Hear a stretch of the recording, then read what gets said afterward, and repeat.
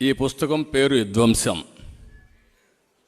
ఇది కేవలం పుస్తకం కాదు, ప్రభుత్వాన్ని సమాజాన్ని దగ్గరగా గమనించిన ఒక జర్నలిస్ట్ ధర్మాగ్రహం. నేను చాలా స్పష్టంగా చెప్తున్నా, ధర్మాగ్రహం. అనేక పుస్తకాలు రాస్తూ ఉంటారు, రాస్తున్నారు కూడా, రాశారు, రాయిపోతారు కూడా. మనం కూడా చాలా పుస్తకాలు చదువుతూనే ఉంటాం. కానీ సమాజ పోకడలపై, విప్లవాలపై, ఉద్యమాలపై పుస్తకాలు రాయడం మనం చూసాం. కానీ దేశ చరిత్రలో తొలిసారి పాలనపై విధ్వంసం అనే పుస్తకం రావడం 40 సంవత్సరాలుగా మొట్టమొదటిసారిగా నేను చూస్తున్నాను. ఒక ప్రభుత్వం, ఒక పాలకుడు రాష్ట్రాన్ని ఎలా విధ్వంసం చేయగలుగుతాడో చెప్తూ ఈ పుస్తకాన్ని రాశారు. ప్రభుత్వం టెర్రరిజంపై చైతన్యపరిచేందుకు సురేష్ గారు ఈ పుస్తకం తేవడం చాలా ఆనందం, అభినందనీయం.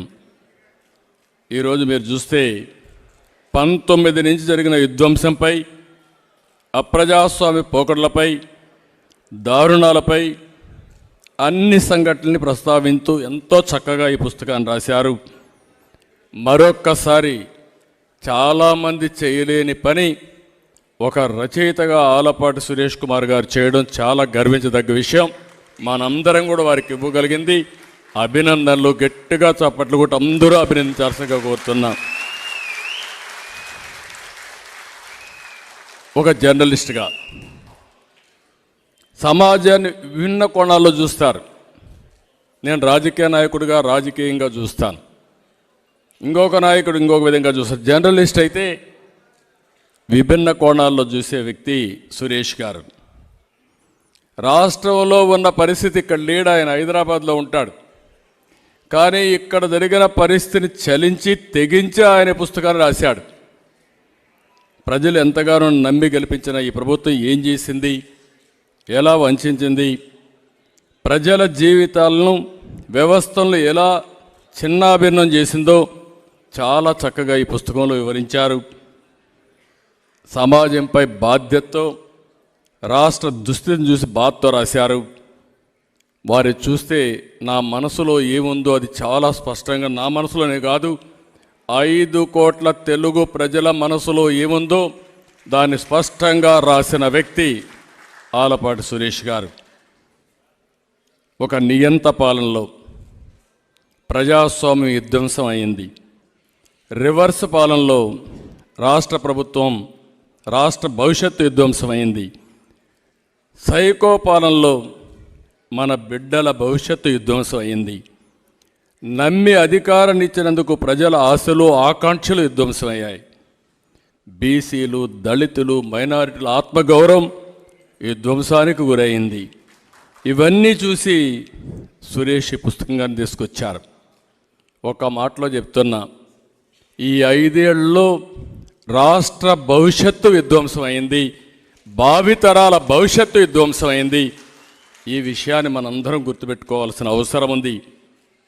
ఒక బ్రాండ్ దెబ్బతింటే ఆ రాష్ట్రం ఏదైనా చూడండి మీరు, ఒక వ్యక్తి కానీ, ఒక సంస్థ కానీ, ఒక రాష్ట్రం కానీ బ్రాండ్ దెబ్బతింటే మళ్ళీ దాన్ని రివైవ్ చేయాలంటే చాలా సమయం పడుతుంది. అలాంటి విధ్వంసం జరిగిందని చాలా స్పష్టంగా వారు చెప్పగలిగారు.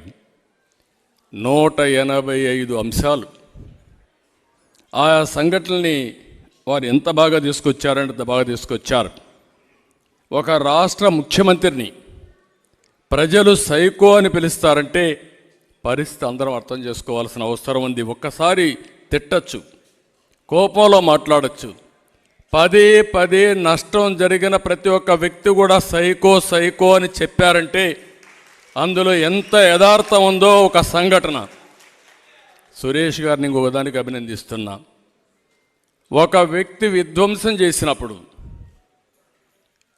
ప్రజలకు, భావితరాలకు గుర్తుండే విధంగా ఆయన రాసిన పుస్తకాన్ని అమరావతి కోసం పోరాడే మహిళలకు అంకితం చేయడం, రైతు మహిళలకు అంకితం చేయడం ఆయన నిజాయితీకి అద్దం పడుతుంది. రాష్ట్రంలో ఉండే ప్రజలందరూ అర్థం చేసుకోవాల్సిన అవసరం ఉంది. దేశంలో ప్రపంచంలో ఉండే ప్రతి ఒక్కరు అర్థం చేసుకోవాల్సిన అవసరం ఉంది. మామూలుగా ఒక ప్రాజెక్టు కట్టాలంటే భూమి ఇవ్వడానికి ఎవరు ముందుకు రారు. ఒక రోడ్డు వేయాలంటే ఆ రోడ్డుకు భూమి ఇవ్వాలంటే ఎవరు ముందుకు రారు.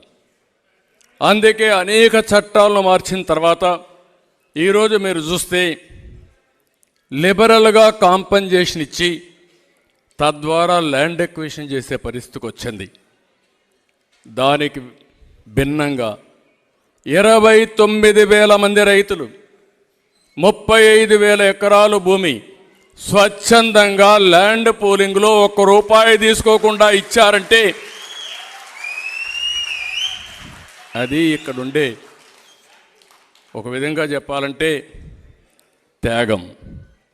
ఎందుకు ఆ మాట అన్నానంటే ఆ రోజు ఇలాంటి దుర్మార్గుడు వస్తారు, మళ్ళా మా భూములు పోతాయి, మాకు కష్టాలు వస్తాయనుకుంటే ఆ రోజే మీరు నాకు నమస్కారం పెట్టి మా జోలుకు రావద్దని ఆ రోజే చెప్పేవాళ్ళు.